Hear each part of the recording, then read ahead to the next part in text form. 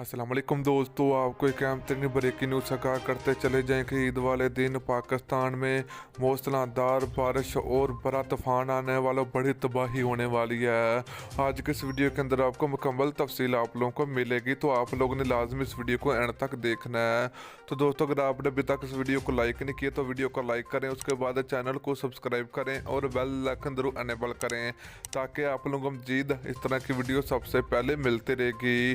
तो चलिए दोस्तों, आपको बताते चलें कि 2-3 दिन के दरमियान पाकिस्तान और पूरे पाकिस्तान में कई शहरों में हल्की हल्की बारिश हो रही है और 5-6 दिन के दरमियान मज़ीद काफ़ी ज़्यादा बारिशें होंगी और पाकिस्तान के बड़े बड़े शहरों में काफ़ी ज़्यादा मूसलाधार बारिश होने का इम्कान है। तो दोस्तों, ईद वाले दिन काफ़ी ज़्यादा बारिश होगी। महकमा मौसमियात ने पाकिस्तानियों को खतरे की घंटी बजा दी।